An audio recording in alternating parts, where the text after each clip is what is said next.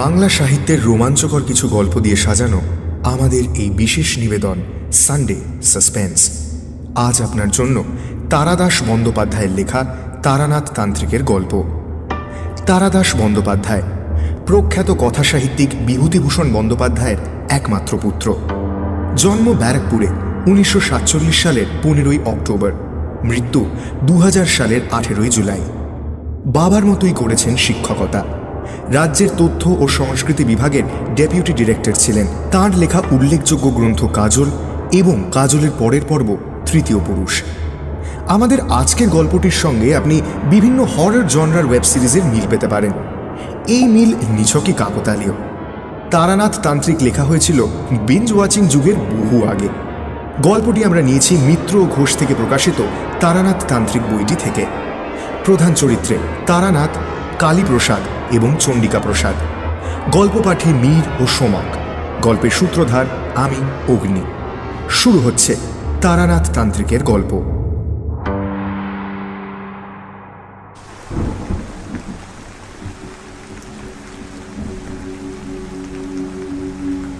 তারানাথ ভালো গল্প বলতে পারলেও খুব মিশুক লোক ছিল না।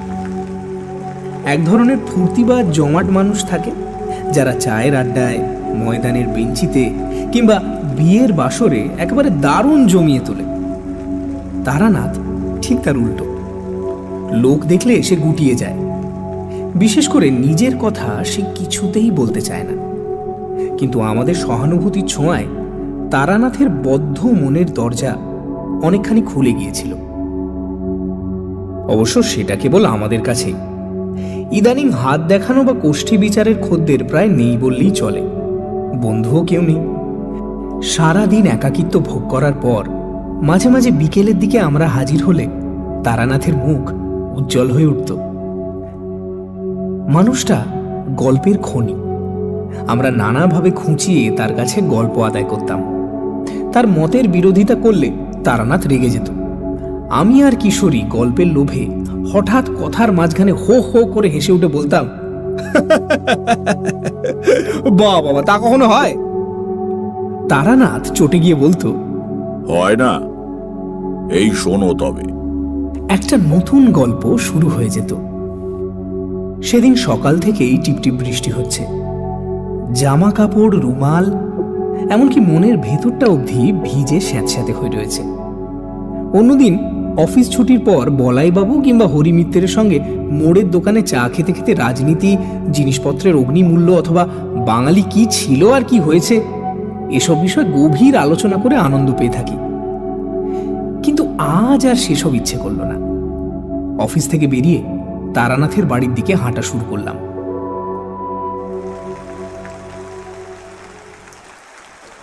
পৌঁছে দেখি কিশোরী সেন আমার আগেই এসে বসে আছে। আমাকে দেখে বলল, এই যে এসো, তোমারই জন্য বসে আছি। কি করে জানলে আমি আসবো? ওর জন্য কি আর মন্ত্রতন্ত্র জানতে হয়? আজ এমন বাদলা করেছে যাকে বলে আড্ডার মেজাজ, না এসে যাবে কোথায়? তারানাথের জন্য এক প্যাকেট পাসিং শো কিনে এনেছিলাম। তাকে দিয়ে বললাম, তারানাথ, আজ একটা ভালো গল্প হবে নাকি? তারানাথ হাত বাড়িয়ে প্যাকেটটা নিল বটে, কিন্তু তার মুখে বিশেষ প্রফুল্লতা দেখলাম না।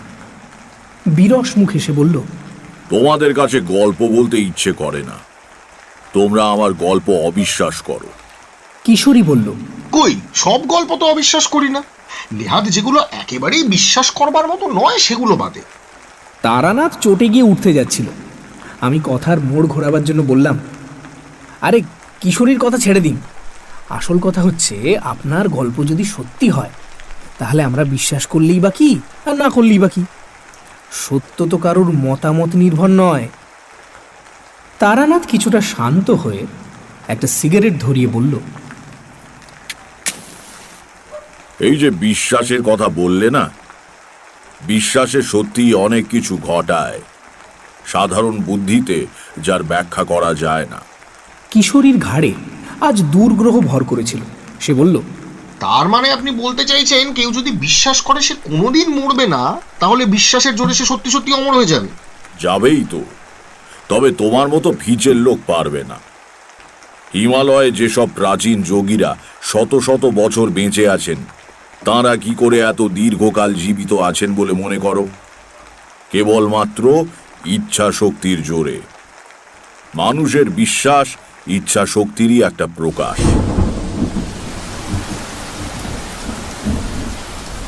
এমন সময় বাইরে আবার ঝমঝম করে বৃষ্টি নামল। আলো কমে গিয়ে কেমন অন্ধকার মতো হয়ে এলো ঘরের ভেতরে।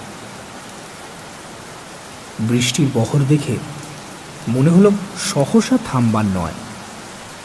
অবশ্য তাড়াতাড়ি মেসে ফিরেই বা কি লাভ?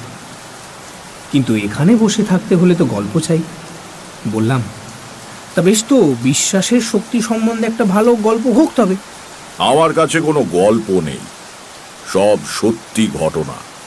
কিশোরী আবার কি একটা বলতে যাচ্ছিল, তাকে থামিয়ে দিয়ে বললাম, এখন অন্তত ঘন্টা 2 আমরা আপনার অতিথি, বেরোবার উপায় নেই। আমাদের প্রার্থনা একটি গল্প, মানে সত্যি ঘটনা। সৎ গৃহস্বামী মাত্রই অতিথির প্রার্থনা পূরণ করে থাকে, আপনারও করা উচিত। হ্যাঁ। তারানাথ একটু হাসল, চোখ বুজে কিছুক্ষণ ভেবে বোধহয় মনে মনে গল্পটা গুছিয়ে নিল। তারপর বলতে শুরু করলো। বছর 20 আগেকার কথা। এক শিষ্য বাড়ি থেকে সস্তয়ন করে ফিরছি। ট্রেন বদলাবার জন্য বসে আছি রানাঘাট স্টেশনে। ট্রেনের তখনও প্রায় ঘন্টাখানেক দেরি। কি করা যায়?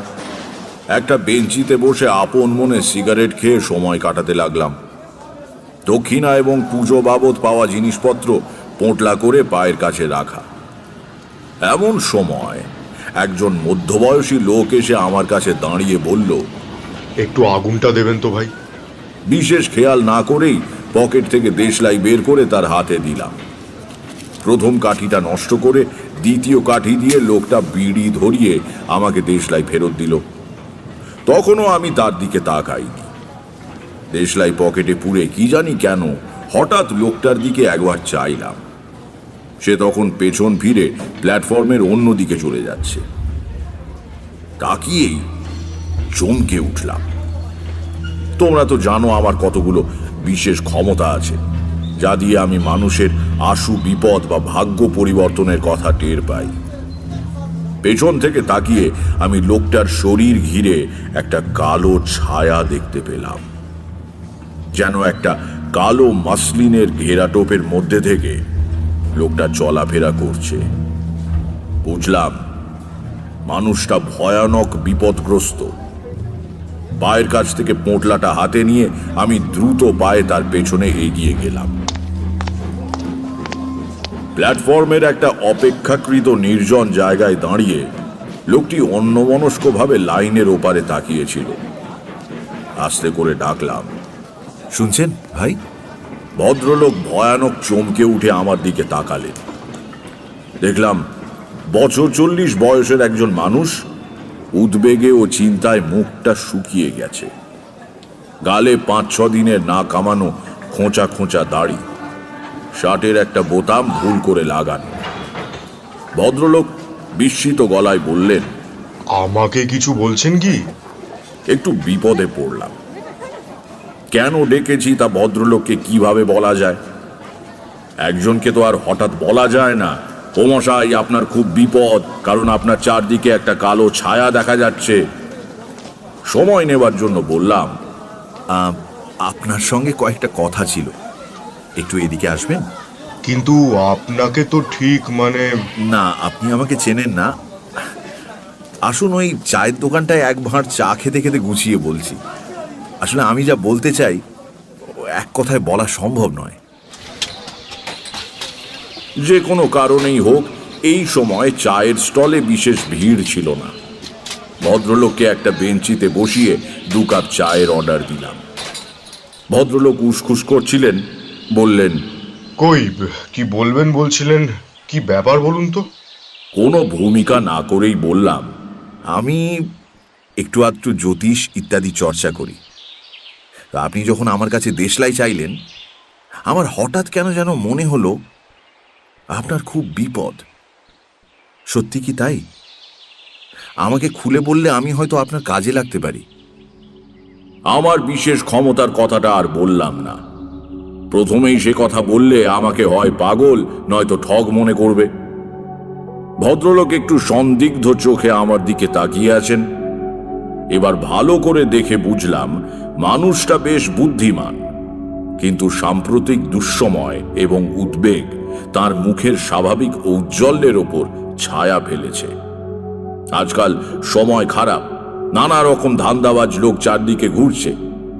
এমন অবস্থায় আমাকে হঠাৎ বিশ্বাস করতে না পারাই সম্ভব। কিন্তু মনের যে জোর থাকলে লোকে কোনো কিছুকে দৃঢ়ভাবে অস্বীকার করতে পারে, বর্তমানে সে মনের জোর তার নেই। অসহায়ভাবে ভদ্রলোক আমার দিকে চেয়ে বসে রইলেন। হেসে বললাম, ভয় নেই, আমি ঠকজোচ্চোর নই। আমার একটা বিশেষ ধরনের ক্ষমতা আছে, তা দিয়ে আমি অনেক কিছু আগে থেকে বুঝতে পারি।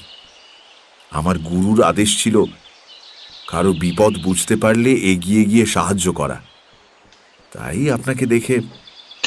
কি ধরনের বিশেষ ক্ষমতা? এই যেমন ধরুন, আপনাকে দেখে বুঝতে পারছি আপনার জন্ম চৈত্র মাসে 7 থেকে 10 তারিখের মধ্যে। আপনার নামের আদ্যক্ষর ক। গত 3-4 দিনের মধ্যে আপনি বেশ বড় রকমের একটা অগ্নি ভয় থেকে রক্ষা পেয়েছেন। আর আর আর কি বলবো? বলুন। গত বছর আপনার কর্মস্থলে আপনাকে নিয়ে যে গোলমাল হয়েছিল, তাতে বিচারে আপনি রেহাই পেয়ে গেলেও দোষটা কিন্তু আপনারই ছিল। ভদ্রলোক মাথা নিচু করে শুনছিলেন।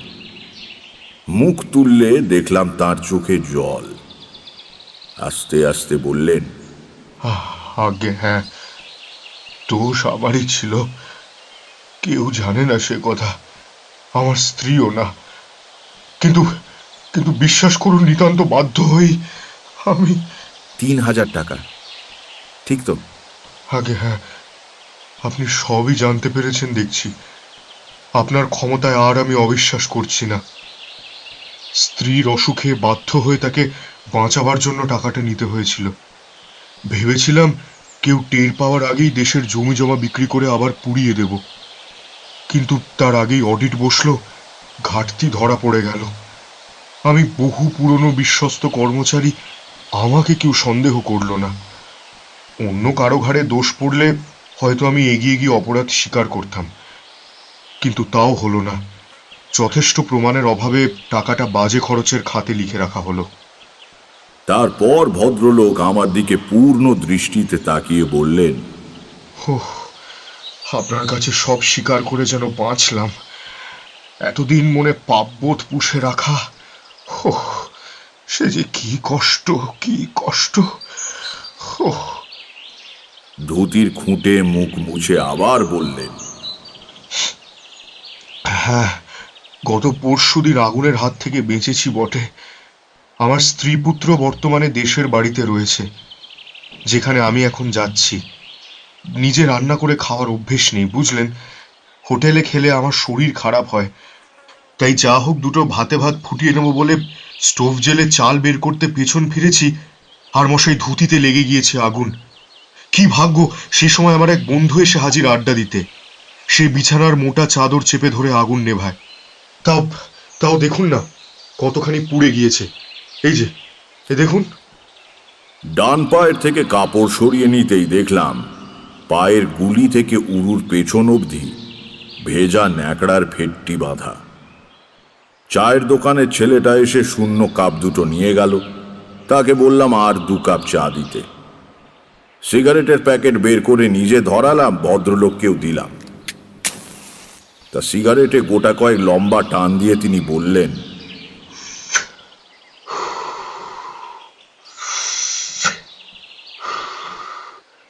আমার নাম কালীপ্রসাদ মিত্র।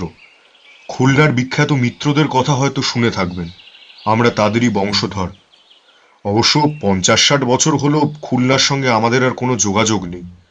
ঠাকুরদা কর্ম উপলক্ষে এদিকে চলে আসেন, সেই থেকেই আর কখনো দেশে ফিরে যাওয়া হয়নি। আবার চা এলো। গরম চায় চুমুক দিয়ে কালীপ্রসাদ বললেন, নদিয়া জেলার উত্তর প্রান্তে কিছু ভূসম্পত্তি কিনে ঠাকুরদা বসবাস শুরু করেন।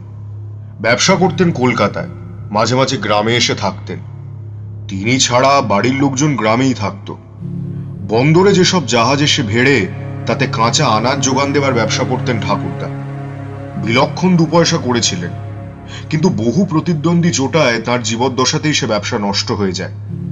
চেনাশুনো কাকে যেন ধরে বাবাকে এক সাহেবী ফার্মে চাকরিতে ঢুকিয়ে দেন।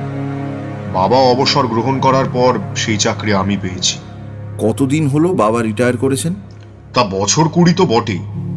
বাবার বয়স এখন প্রায় 80, কিন্তু বেশ ভালো স্বাস্থ্য, অসুখ বিসুখ কিছুই নেই, কেবল চোখে একটু কম দেখেন।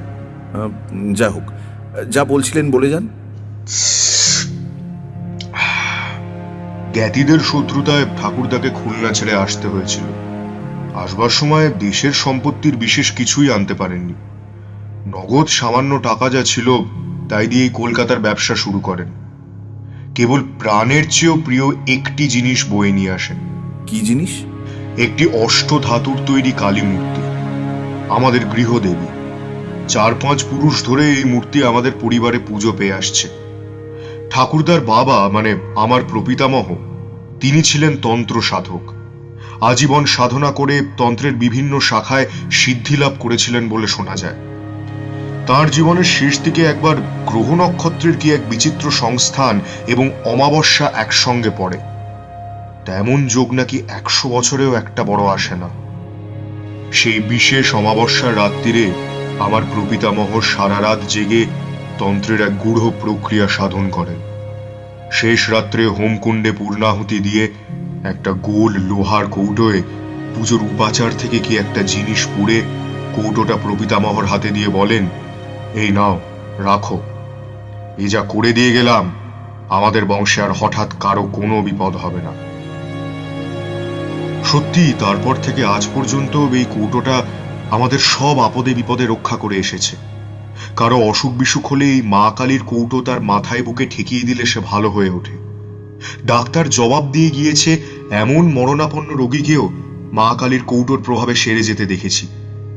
সেও না হয় কাকতালীয়, কিন্তু কে একবার কৌটোর মহিমা নিয়ে উপহাস করায় বাবা সাপুড়েদের সদ্য ধরা বিষাক্ত গোখরো সাপের সামনে কৌটোটা ধরেন। ছোটবেলার ঘটনা হলেও আমার পরিষ্কার মনে আছে, সাপটা সঙ্গে সঙ্গে মাথা নিচু করে গুটিয়ে এতটুকু হয়ে পড়ে রইল, জোঁকের মুখে নুন পড়লে যেমন হয়। ভাবতে পারেন? এটা কিন্তু দ্রব্যগুণ হতে পারে। ঠিক, দ্রব্যগুণে সাপ বশীভূত হয়, কিন্তু লোহার কৌটো ফুটো করে দ্রব্যগুণ বের হবে কি করে সেটা বলতে পারেন? যথার্থ কথা বললাম, বলে যান। যাই হোক, বিগত 3 পুরুষ ধরে আমাদের পরিবারের ভালো মন্দর ব্যাপারে আমরা মা কালীর কৌটোর উপর নির্ভর করে থাকি। তবু তো আমি আধুনিক লোক, বাস করি আধুনিক কলকাতায়। আমার বিশ্বাস হয়তো অতটা দৃঢ় নয়, কিন্তু বাবা প্রাচীন মানুষ, ডাক্তার উকিলের চেয়ে এই কৌটোর ওপর তাঁর নির্ভরতা বেশি। মাস 4 আগে কলকাতার বাসায় আমার বড় ছেলের খুব অসুখ হয়। ছেলে মরণাপন্ন হয়ে পড়ে। সেই সময় আবার আমার অফিসে অডিট বসেছে, টাকাটার বিষয় নিয়ে হইচই হচ্ছে। ভেতরে বাইরে আমি তখন খুব বিপন্ন। টাকার ব্যাপার বাবা জানতেন না, কিন্তু নাতির অসুখের খবর পেয়ে আমার এক খুড়তুতো ভাইয়ের হাত দিয়ে মা কালীর কৌটোটা কলকাতায় আমার কাছে পাঠিয়ে দেন। কৌটোর মহিমাতেই কিনা জানি না আমার ছেলেটি সেরে ওঠে, আর আমার অফিসের গোলমালও মিটে যায়। একটু থেমে কালীপ্রসাদ বললেন, কিছু মনে করবেন না, আমাকে আরেকটা সিগারেট দেবেন? সিগারেট ধরিয়ে ঘন ঘন টান দিয়ে প্রায় অর্ধেক করে আনবার পর কালীপ্রসাদ আবার বলতে শুরু করলেন,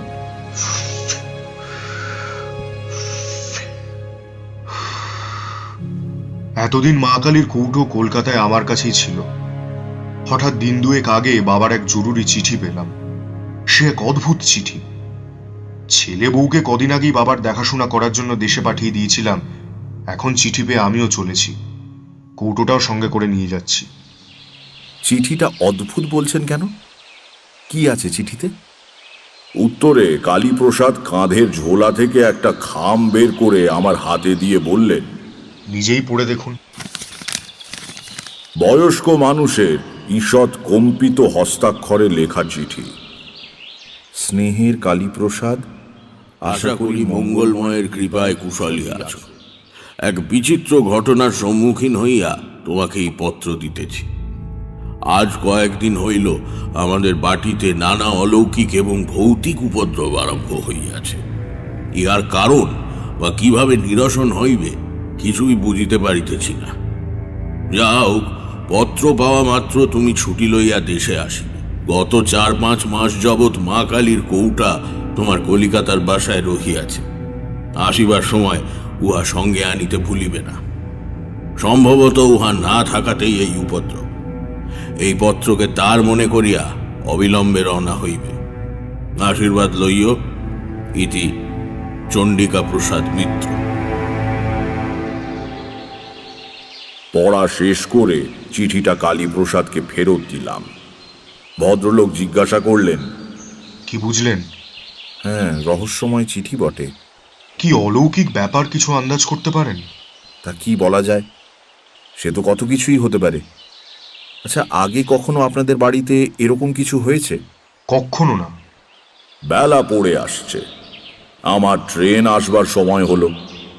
কালীপ্রসাদ দাঁত দিয়ে নিচে ঠোঁট কামড়ে ধরে কি যেন ভাবছেন।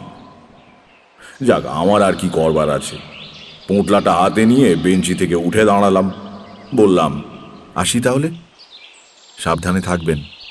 কালীপ্রসাদ কেমন যেন হতাশ আর ভীত গলায় বললেন, কিন্তু কিন্তু আমার কি হবে জানেন? আমার বড্ড ভয় করছে। আমার বড্ড ভয় করছে। বিপদে ঈশ্বরকে স্মরণ করবেন। একমাত্র তিনিই সমস্ত ভয় থেকে মানুষকে মুক্ত করতে পারেন। কালীপ্রসাদের মুখ দেখে মনে হলো না যে আমার উপদেশে তিনি কিছুমাত্র ভরসা পেয়েছেন। অবশ্য সেজন্য তাকে দোষ দেওয়া যায় না।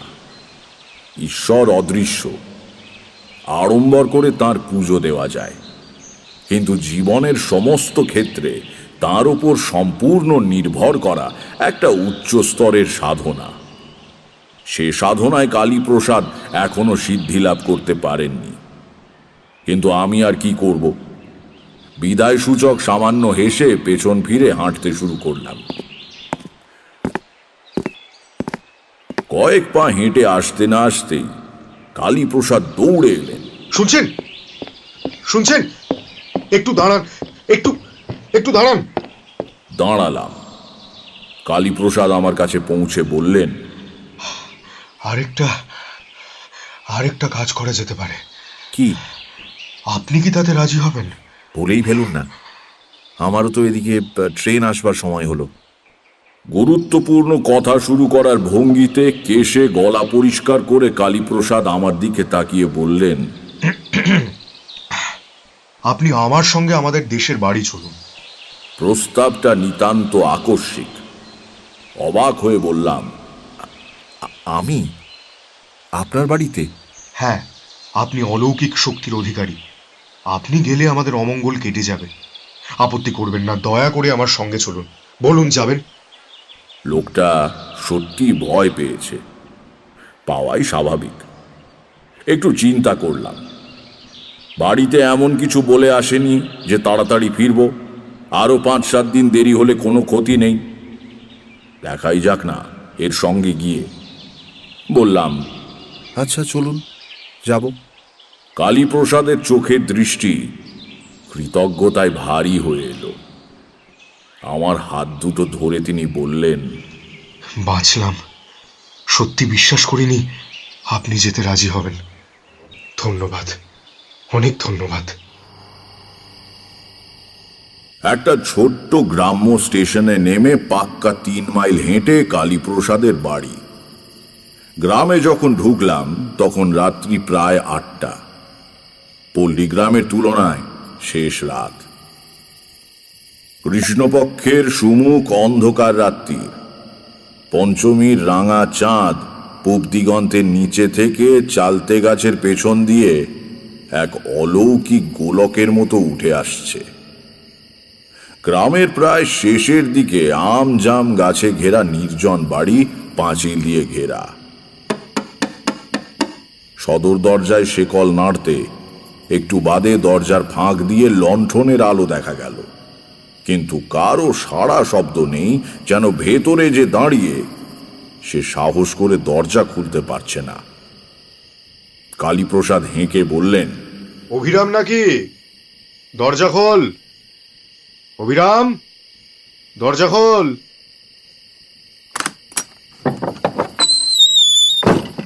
ব্যস্ত হয়ে যে লোকটি দরজা খুলে দিল তার বয়স 60 ছাড়িয়েছে। মাথায় কাঁচা পাকা চুল, পরনে খাটো ধুতি, খালি গা। তার সরল মুখে বিশ্বস্ততার ছাপ। কালীপ্রসাদ বললেন, ঠাকুরমশাই, এ হচ্ছে অভিরাম, পুরনো লোক, আমাকে কোলে করে মানুষ করেছে ছোটবেলায়। কিরে, দরজা খুলছিলি না কেন? অভিরামের সরল মুখে ভয়ের স্পষ্ট চিহ্ন ফুটে উঠল।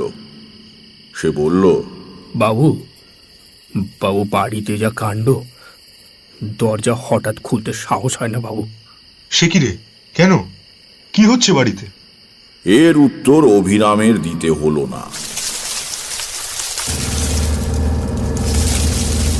আমাদের পেছনে আমবাগানে অন্ধকারের মধ্যে গাছের পাতার সরসর শব্দ উঠল, যেন গাছের একটা ডাল ধরে কেউ খুব জোরে ঝাঁকাচ্ছে। আমরা দুজন অবাক হয়ে সেদিকে ফিরে তাকাতেই অভিরাম বলল, বাবু, ওই দেখেছেন তো, ওই আবার শুরু হলো, নানান উপদ্রব। সত্যি তো, কিসে নাড়াচ্ছে অত মোটা ডালটাকে? মানুষের পক্ষে তো সম্ভব নয়। তাহলে সাই করে কি একটা জিনিস গাছের ওপর থেকে আমাদের দিকে ছুটে এলো। সহজাত সংস্কারের বশে কালীপ্রসাদ কোমর থেকে শরীর সামনের দিকে ঝুঁকিয়ে ফেলেছিলেন। জিনিসটা ঠক করে পাঁচিলে লেগে মাটিতে পড়ে গেল। নইলে এই আঘাতেই কালীপ্রসাদের পঞ্চত্ব প্রাপ্তি ঘটত। লণ্ঠনের ম্লান ঘোলাটে আলোয় দেখলাম মাটিতে পড়ে আছে একটা 10 ওজনের পাথরের টুকরো। বললাম, আপনারা দুজনে ভেতরে চলে যান। বাড়িতে টর্চ আছে? আগে না। কেন? আমি একবার ওই গাছটার কাছে যাব। দাও হে অভিরাম, তোমার লণ্ঠনটাই দাও। কালীপ্রসাদ বিচলিত হয়ে বললেন, না না, একা যাবেন না। দেখলেন তো আপনি কি করছেন। কি? আমার কিছু হবে না, আপনি ভেতরে যান। আমি জানতাম মধুসুন্দরী দেবীর কৃপায় কোনো নিম্ন শ্রেণীর প্রেত আমার কোনো ক্ষতি করতে পারবে না। পাথরটা কালীপ্রসাদকে লক্ষ্য করেই নিক্ষিপ্ত হয়েছিল, আমাকে নয়। লণ্ঠন হাতে বাগানের মধ্যে গিয়ে দাঁড়ালাম। চারদিক নিঝুম, কোথাও গাছের একটি পাতা অবধি নড়ছে না। মনে হলো সামনের মোটা গুঁড়িওয়ালা আম গাছটার ওপর থেকেই পাথরটা ছুটে গিয়েছিল। লণ্ঠনটা তুলে ধরে ওপর দিকে দেখবার চেষ্টা করলাম, কিন্তু কিছু দেখা গেল না। কিন্তু আমার মনের মধ্যে একটা আশ্চর্য অনুভূতি হলো। মনের একেবারে গভীরে হঠাৎ যেন কে একটা কল বিগড়ে দিল। আমার হাত পা অবশ হয়ে আসছে, সজ্ঞান চৈতন্য নিভে আসতে চাইছে তেলহীন প্রদীপের মতো। আর আমি যেন এক পাও হাঁটতে পারবো না। সমস্ত দেহে মনে কি অস্বস্তি সে ভাষায় বোঝানো যাবে না। নিজের ক্ষমতার ওপর অগাধ বিশ্বাস নিয়ে একা এখানে এসেছিলাম। এবার আমার অকস্মাৎ ভয় করতে লাগলো। মৃত্যু ভয় নয়, যে কোনো কারণেই হোক সে ভয় আমার কোনোদিনই হয়নি। কোনো অজানা শক্তির মুখোমুখি হতে গেলে যে ভয় হয়, সেই রকম। বিশ্রী একটা গন্ধে ভরে গিয়েছে চারদিক। প্রতি নিঃশ্বাসে গন্ধটা একেবারে ফুসফুসের ভেতর অবধি চলে গিয়ে যেন শরীরকে অপবিত্র করে দিচ্ছে। মনকে স্থির করে আমি মধুসুন্দরী দেবীর ধ্যান মন্ত্র আবৃত্তি করতে লাগলাম। প্রায় সঙ্গে সঙ্গেই পরিবেশ থেকে দুর্গন্ধ দূর হয়ে গেল, মনের বল ফিরে পেলাম। দরজা খোলাই ছিল। ভেতরে ঢুকে দেখি উঠোনের ওপারে বারান্দায় বাড়ির সবাই জড়ো হয়ে শঙ্কিত চোখে তাকিয়ে আছে। আমি ঢুকতেই কালীপ্রসাদ বললেন, এই তো ঠাকুর মশাই। আমরা যা ভয় পেয়ে গিয়েছিলাম। কালীপ্রসাদের কাঁধে হাতের ভর রেখে যিনি দাঁড়িয়ে আছেন, আন্দাজে বুঝলাম তিনিই চণ্ডিকা প্রসাদ। ফর্সা মানুষ, দীর্ঘদেহী, দেখে বোঝা যায় এককালে খুবই সুপুরুষ ছিলেন। অগোছালো ধরনের ধুতি পরা। বারান্দায় উঠে লণ্ঠনটা নামিয়ে রাখলাম। চণ্ডিকা প্রসাদ এগিয়ে এসে বললেন, কালী আমাকে এতক্ষণ আপনার কথা বলছিল। আপনি যে কষ্ট করে এসেছেন। ও কথা বলবেন না, আপনি আমার বাবার বয়সী। চণ্ডিকা প্রসাদ আমার হাত দুটো ধরে বললেন, তাতে কি, আপনি বর্ণশ্রেষ্ঠ সাধক মানুষ। আপনি এসেছেন, এবার আমার বাড়ির অমঙ্গল কেটে যাবে। কঠিন রোগীর বাড়ি বিলেত ফেরত ডাক্তার গেলে বাড়ির লোকে যেমন বলে। আমার যা সাধ্য আমি করব মিত্রমশাই, নইলে আমি আসতাম না। আমাদের বাড়িতে কেন এমন হচ্ছে কিছু বুঝতে পারছেন ঠাকুর মশাই? কিছু কিছু বুঝতে পেরেছি বই কি। পিতা পুত্র দুজনেই বলে উঠলেন। কি বুঝেছেন? কি বুঝছেন?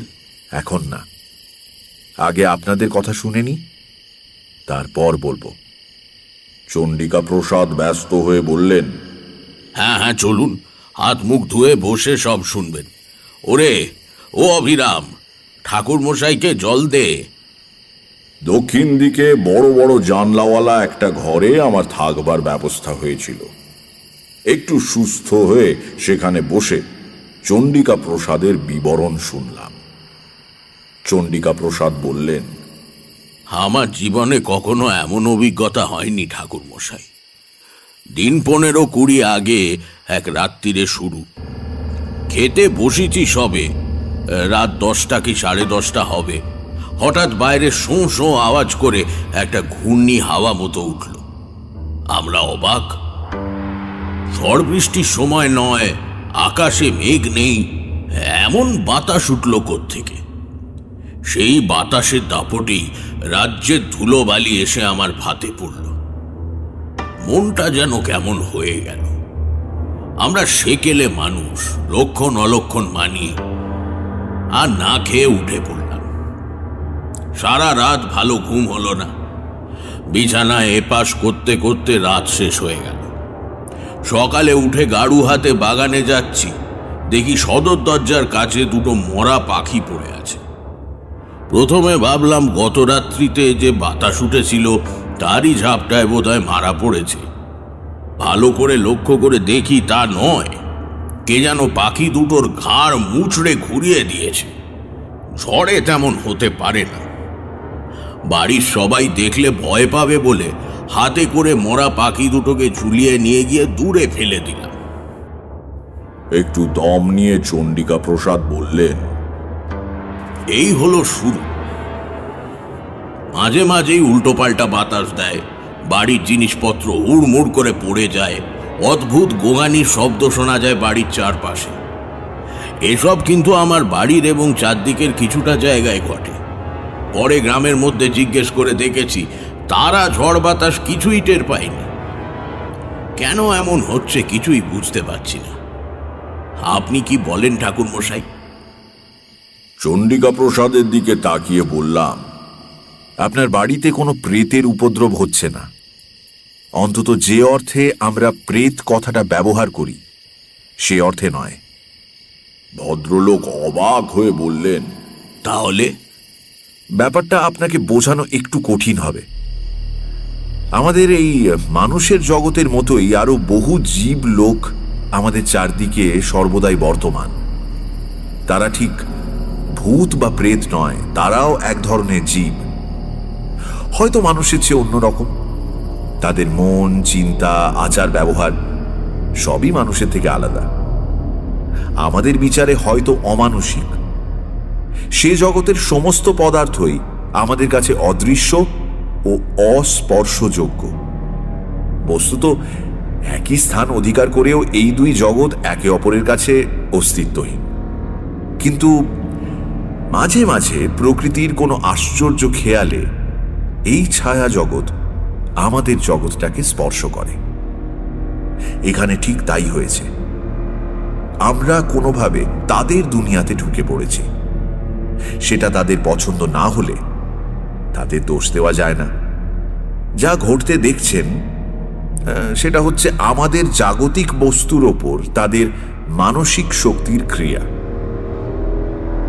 হয়তো তারা ভাবছে এইভাবে ভয় দেখিয়ে তাদের জগৎ থেকে তারা আমাদের দূর করতে পারবে। বাড়িতে বেড়াল কুকুর ঢুকলে আমরা যেমন ঠেঙিয়ে তাড়াই আর কি। পার্থক্য এই যে এক্ষেত্রে এসবে কোনো কাজ হবে না।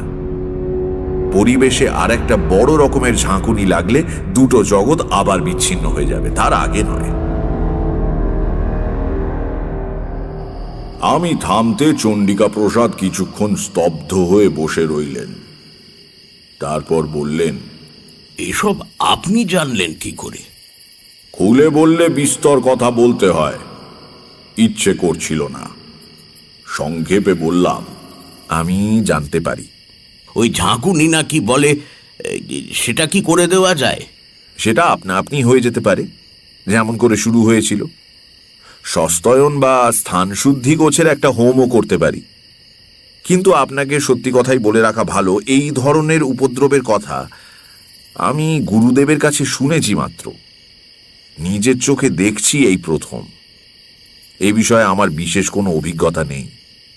আমার হোমে কতদূর কাজ হবে জানি না। চণ্ডিকা প্রসাদ কি একটা ভাবলেন, তারপর বললেন, তা হোক, আপনি হোমের আয়োজন করুন।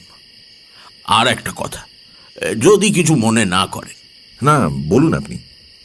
একটু ইতস্তত করে চণ্ডিকা প্রসাদ বললেন, আপনার ওপরেই যদিও সবকিছু ছেড়ে দিচ্ছি, তবু আমার নিজস্ব বিশ্বাসের জন্য যদি কিছু ক্রিয়াকলাপ করি তাতে আপনার আপত্তি হবে না তো? না, আমার কি আপত্তি, করুন আপনার যা ইচ্ছে। চণ্ডিকা প্রসাদ ছেলের দিকে তাকিয়ে বললেন, কালী, কৌটোটা এনেছিস তো? হ্যাঁ বাবা, এনে দেবো? নিয়ে আয়। কালী প্রসাদ উঠে পাশের ঘর থেকে মা কালীর কৌটো এনে বাবার হাতে দিলেন। সেটা নিয়ে চণ্ডিকা প্রসাদ আমার দিকে তাকিয়ে বললেন, এটার কথা শুনেছেন বোধহয়? হ্যাঁ, কালীবাবু আসতে আসতে আমাকে বলেছেন। তাহলে তো আপনি সবই জানেন। এই কৌটোর ওপর আমাদের সবার মানে একটা গভীর বিশ্বাস আছে আর কি। তবে বিশ্বাসটা অযৌক্তিক নয়, পরীক্ষিত সত্য। গ্রামে বসন্তের মড়ক লেগে হাহাকার পড়ে গিয়েছিল। এই কৌটো হাতে মা কালীর নাম করতে করতে বাড়ির চারদিকে ঘুরে গণ্ডি কেটে দিয়েছিলাম। অর্ধেক গ্রাম সাফ হয়ে গিয়েছিল, কিন্তু আমাদের বাড়িতে অসুখ ঢোকেনি। আজও তাই করব ভাবছি। কৌটো নিয়ে বাড়ির চারধারে গণ্ডি কেটে দেব। আসবেন আমার সঙ্গে? কালী, তুইও আয়। বাইরে যাবার জন্য সবে উঠে দাঁড়িয়েছি, হঠাৎ বাড়ির ভেতরে হুড়মুড় করে বিকট শব্দ হলো। ধাতব কিছু পড়ে যাওয়ার আওয়াজ। চণ্ডিকা প্রসাদ বললেন, ওই শুরু হলো আবার, চলুন দেখি। ভেতরের বারান্দা থেকে আওয়াজ এসেছিল। সেখানে গিয়ে দেখলাম বাড়ির মেয়ে আর বাচ্চারা বারান্দার অপর প্রান্তে কাঠ হয়ে দাঁড়িয়ে আছে। 10-12 খানা ইট দিয়ে বেদি মতো করে তার উপরে একটা লোহার ড্রাম দাঁড় করানো ছিল চাল রাখবার জন্য। সেটা উল্টে পড়ে চাল ছড়িয়ে পড়েছে চতুর্দিকে। আমরা যখন পৌঁছলাম তখনও ড্রামটা গড়াচ্ছে। আমাদের পায়ের কাছে এসে থেমে গেল।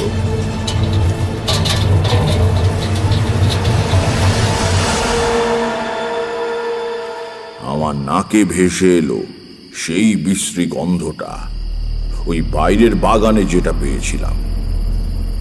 চণ্ডিকা প্রসাদ হতভম্ব হয়ে দাঁড়িয়েছিলেন। তাকে বললাম, যা করবার করে ফেলুন, আর রাত করবেন না। সদর দরজা দিয়ে আমরা বাইরে এলাম, সঙ্গে কালীপ্রসাদ আর লণ্ঠন নিয়ে অভিরাম। চাঁদ ঢাকা পড়েছে গাছের পাতার আড়ালে। মাটিতে ম্লান জ্যোৎস্না আর ছায়ার খেলা।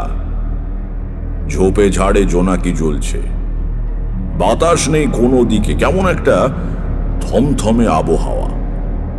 কালীপ্রসাদের হাতে একটা মোটা লাঠি, যদিও বুঝতে পারলাম না অতি প্রাকৃত কোনো বিপদ এলে লাঠি দিয়ে কি করে ঠেকানো সম্ভব। চণ্ডিকা প্রসাদের হাতে মা কালীর কৌটো, মুখে বিড়বিড় করে কি মন্ত্র পড়তে পড়তে চলেছেন। ক্রমে আমরা বাড়ির পেছন দিকে এসে হাজির হলাম। এদিকটায় জঙ্গল খুব বেশি, আশ শেওড়া আর কুঁচ কাঁটার ঝোপে ভর্তি। সাবধানে কাপড় বাঁচিয়ে চলেছি, আর কয়েক পা হাঁটলেই আমরা একটা বাঁক ফিরে বাড়ির পূব দিকের সীমানায় পৌঁছবো। সেখানে ঝোপঝাড় অপেক্ষাকৃত কম। এমন সময় আমার মনের ভেতর সেই পরিচিত বিপদের ঘণ্টাটা বেজে উঠল।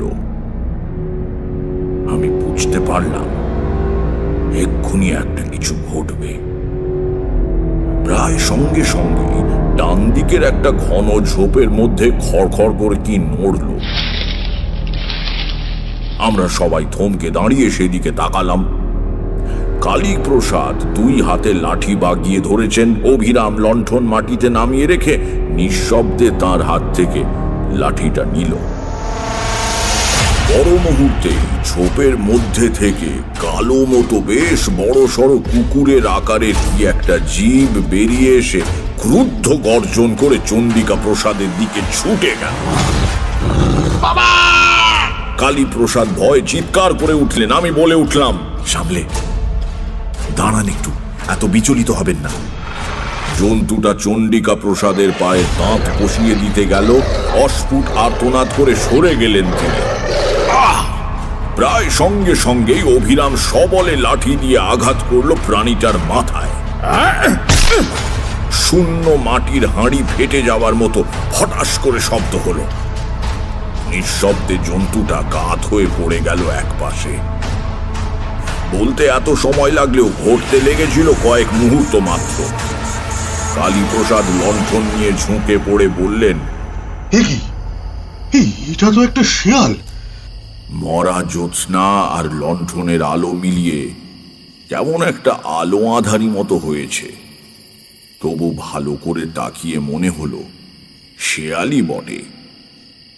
অভিরাম বলল, অদ্ভুত ব্যাপার বাবু, শেয়ালে কখনো তাড়া করে কামড়াতে আসে এ আমি শুনিনি। ঠিক, শেয়াল তো ভীতু জন্তু, মানুষ দেখলে পালিয়ে যায়। এটা তাড়া করে এলো কেন? চণ্ডিকা প্রসাদ বোধহয় নিজেকে সান্ত্বনা দেবার জন্য বললেন, পাগলা শেয়াল হবে, নইলে কি আর। যা হোক, চল, অন্ধকারে দাঁড়িয়ে থাকা উচিত নয়।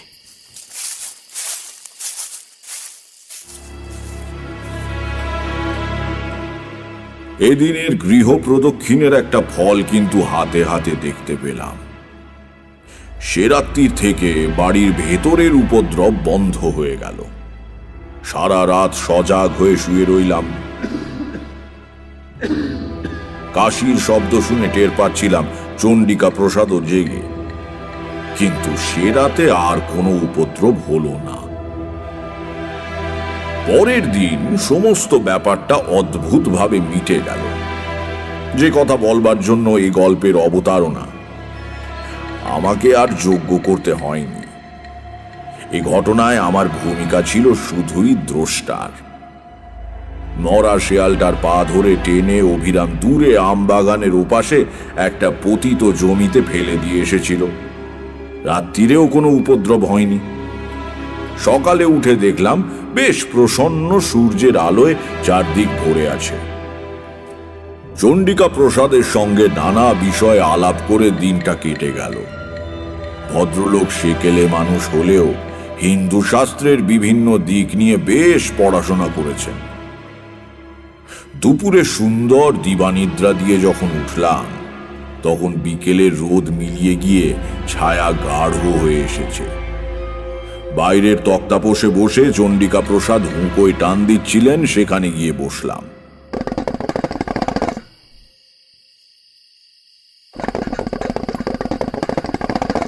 গাড়ু হাতে কালীপ্রসাদ উঠোন পেরিয়ে বাড়ির বাইরের বাগানের দিকে চলে গেলেন। চণ্ডিকা প্রসাদ ডেকে বললেন, কালী, চট করে সেরে আয় তো। একসঙ্গে বসে ঠাকুর মশাইয়ের যজ্ঞের ফর্দটা করে ফেলা দরকার। হ্যাঁ বাবা, আসছি আসছি। বলে কালীপ্রসাদ বেরিয়ে গেলেন। সকালের আলোচনার ঘেই ধরে চণ্ডিকা প্রসাদ বললেন, হ্যাঁ, সকালে যে কথা হচ্ছিল, নিষ্ঠা এবং সদ্গুরুর প্রয়োজন তো আছে ঠিকই, কিন্তু মন্ত্রোচ্চারণের যথার্থতার উপরেই অনুষ্ঠানের সাফল্য নির্ভর করে। মন্ত্রের প্রত্যেক অক্ষরের একজন অধিষ্ঠাত্রী দেবী আছেন। সঠিক উচ্চারণ না হলে তাঁরা কুপিত হন। বাড়ির ভেতর থেকে গরম ভাজা পরোটা আর আলু ভাজা এলো। খেতে খেতে গল্প চলল। যখন সন্ধে উতরে অন্ধকার বেশ ঘন হয়ে উঠেছে, সে সময় অভিরাম এসে জিজ্ঞাসা করল, কর্তামশাই, ছোটবাবু কোথায়? মা ঠাকুরন ডাকছে। চণ্ডিকা প্রসাদ বললেন, কে, কালী তো? তাই তো, কালী ফেরেনি? সে কি? হঠাৎ আমারও খেয়াল হলো কালীপ্রসাদ বহুক্ষণ হলো বাগানে গিয়েছেন বটে। ছোট বড় কোনো প্রাকৃতিক আহ্বানে সাড়া দিতেই এতক্ষণ লাগতে পারে না। দু এক মুহূর্তের ভেতর ব্যাপারটা সম্যক উপলব্ধি করে আমরা লাফিয়ে উঠলাম। চণ্ডিকা প্রসাদ কেমন অবরুদ্ধ গলায় বললেন, অভিরাম, আলো আর লাঠি নিয়ে আয় তাড়াতাড়ি। বাড়ি থেকে বেরুচ্ছি, চণ্ডিকা প্রসাদ বাড়ির মধ্যে ঢুকে গেলেন। মিনিট খানেক বাদে বেরিয়ে এলে বুঝলাম আমার আন্দাজ ঠিকই ছিল। তার হাতে মা কালীর কৌটো। এইটে আনতেই তিনি ফিরে গিয়েছিলেন। আমবাগানে পা দিয়েই বুঝতে পারলাম এ বাড়ির ওপর থেকে দুর্ভাগ্যের কালো ছায়া একেবারে মিলিয়ে যায়নি। সমস্ত পরিবেশে ছেয়ে আছে একটা বিকট গন্ধ। গতকাল এসে যেটা পেয়েছিলাম, বিকেলবেলা মনের মধ্যে যে প্রসন্নতা জেগে উঠেছিল, তা কোথায় যেন বিলীন হয়ে গেল। লণ্ঠন হাতে অভিরাম আগে আগে চলেছে। সে ডাকছে, ছোট বাবু গো, ও ছোট বাবু। চণ্ডিকা প্রসাদ ডাকছেন, কালী, কালী। ওদিকে আমার বুক গুড়গুড় করছে। আজ সন্ধেটা ভালো নয়, ভালো নয়। একটা ঝোপের পেছনে উপুর হয়ে পড়ে থাকা কালীপ্রসাদকে অভিরামী আগে দেখতে পেল। ছোট বাবু, ছোট বাবু বলে চিৎকার করে উঠে সে ছুটে গিয়ে কালীপ্রসাদের দেহের পাশে হাঁটু গেড়ে বসে কেঁদে উঠল। ছোট বাবু। পর মুহূর্তেই আমরাও পৌঁছে গেলাম। আমি শক্ত করে চণ্ডিকা প্রসাদের হাত ধরে রেখেছি। বুঝতে পারছি তার সমস্ত শরীর ঠকঠক করে কাঁপছে। এই অবস্থায় সেটাই স্বাভাবিক। নিচু হয়ে কালীপ্রসাদের নাড়ি দেখলাম, বুকে হাত দিয়ে স্পন্দন বোঝার চেষ্টা করলাম। নাড়ি ঠিক আছে, তবে মৃদু। সোজা হয়ে দাঁড়িয়ে বললাম, ভয় নেই, ইনি অজ্ঞান হয়ে গিয়েছেন। অভিরাম, চলো ধরাধরি করে একে বাড়ি নিয়ে যাই। চলো চলো। আমরা অজ্ঞান কালীপ্রসাদের দেহ তোলবার জন্য নিচু হয়েছি। হঠাৎ ঠিক গতকালের মতো ঝোপের মধ্যে খসখস শব্দ হলো। যেন আমাদের দিকে আসছে, কিন্তু তার গতি কালকের চেয়ে ধীর। আমাদের ভয়চকিত দৃষ্টির সামনে ঝোপ ঠেলে বেরিয়ে এলো একটা শেয়াল। গতকাল যে শেয়ালটাকে অভিরাম মেরেছিল, সেই শেয়াল। প্রাণীটার মাথা দু ফাঁক হয়ে আছে, ঘিলু বেরিয়ে গড়াচ্ছে ডান চোখের ওপর দিয়ে, অন্য চোখে মৃত নিষ্প্রাণ দৃষ্টি। প্রকট দংস্ত্রার ফাঁক দিয়ে জিভের আধখানা বেরিয়ে রয়েছে। সে এক অনৈসর্গিক বিভৎস দৃশ্য। ধীর কিন্তু অমোঘ গতিতে শেয়ালটা আমাদের দিকে এগিয়ে আসতে লাগলো। কোনো দিকে কোনো শব্দ নেই। গাছের পাতায় বাতাসের সামান্যতম মর্মর নেই।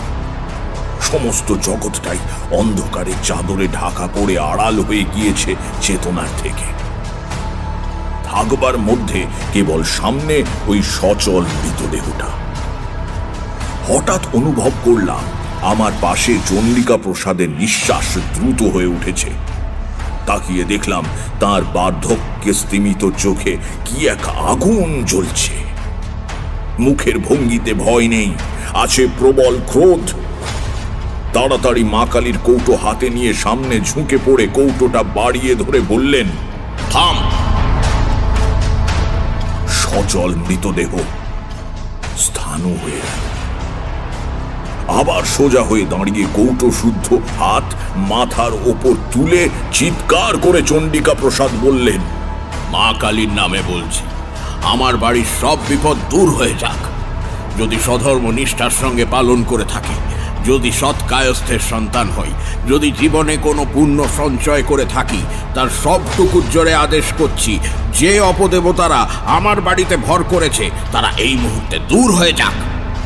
আমার হাতে পবিত্র নির্মাল্যের এই কৌটো রয়েছে, দেখি তাদের কত শক্তি।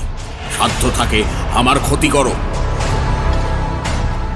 মাথার ওপরে কৌটো তুলে ধরে তিনি বিভিন্ন দিকে ঘোরাতে লাগলেন। শিয়ালের মৃতদেহটা আস্তে আস্তে আবার কাত হয়ে পড়ে গেল। এবার সেটা সত্যি পড়েছে। তার সঙ্গে সঙ্গে একটা অদ্ভুত ব্যাপার হলো। এতক্ষণ বন ছিল নিস্পন্দ, নীরব। হঠাৎ কোথা থেকে ছুটে এলো ঝড়ের মতো বাতাস। সারা বাগান ঝোপঝাড় তোলপাড় করে কিছুক্ষণ সেই বাতাস বইল। অভিরাম বলে উঠল, ঠাকুরমশাই দেখুন, দেখুন ঠাকুরমশাই দেখুন। তার নির্দেশিত দিকে তাকিয়ে দেখলাম সেখানে গাছপালা একটু কম, পাতার ফাঁক দিয়ে রাত্রির আকাশ দেখা যায়। চাঁদ উঠতে আজ দেরি আছে, কিন্তু অস্পষ্ট তারার আলোয় অন্ধকার অনেকটা তরল।